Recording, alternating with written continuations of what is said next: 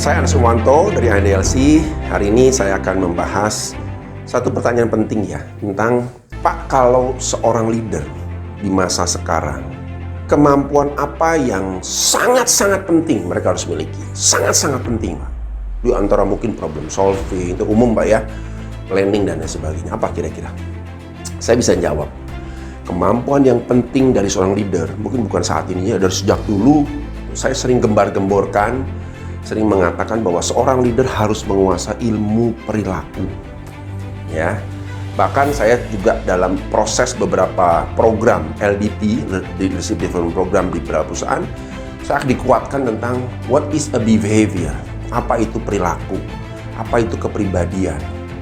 Karena ingat, sebagai seorang leader, khususnya Anda tidak hanya sekedar bekerja dengan mesin, alat, tapi Anda bekerja dengan manusia yang notabene segala sesuatunya bisa terjadi secara kompleks, tidak terduga ya. Kalau Anda misalnya contoh memegang mesin, semuanya sudah by algoritme logika yang jelas ya.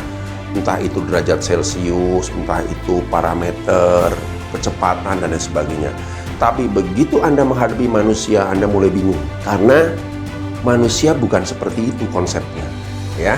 Ada orang bilang begini, 1 tambah 1 buat mesin 2, 2 tambah 2 buat mesin 4. Tapi bagi manusia 1 tambah 1 tak terhingga, 2 tambah 2 lebih tak terhingga gitu ya. Nah disinilah seninya kita sebagai seorang leader ya. Lalu pertanyaan berikutnya, Pak, lalu susah dong ya, bagaimana kita menangani manusia sedangkan tidak ada logiknya, tidak ada sistemnya, tidak ada prosesnya. Saya bilang bukan seperti itu juga konsepnya.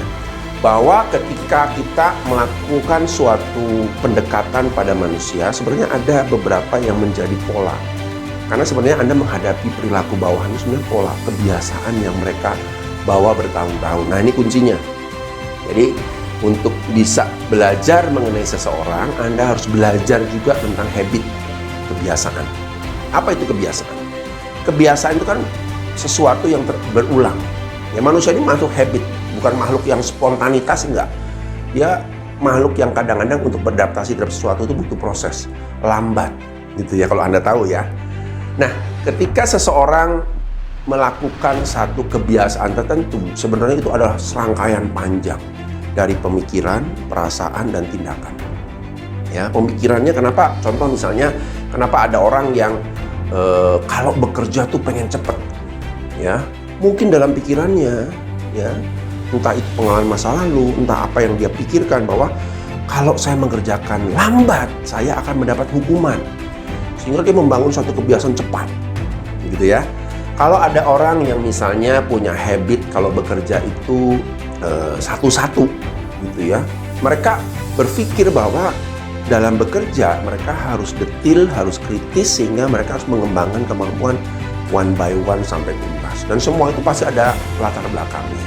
Nah, dengan kita menguasai latar belakang masing-masing behavior dan bagaimana itu menjadi habit seseorang, Anda bisa tahu bagaimana treatment ke masing-masing orang.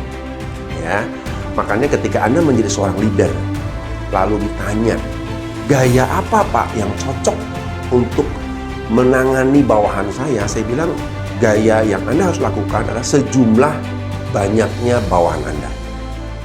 Kalau bawahan Anda 10, ya 10 gaya. 100 gaya. Wah sulit dong Pak. Tidak. Ya, pada akhirnya akan ada pola-pola tertentu yang kita bisa pelajari. Dan bagaimana mengelompokkan pola tersebut sehingga treatment Anda menjadi jauh lebih mudah. Gitu ya.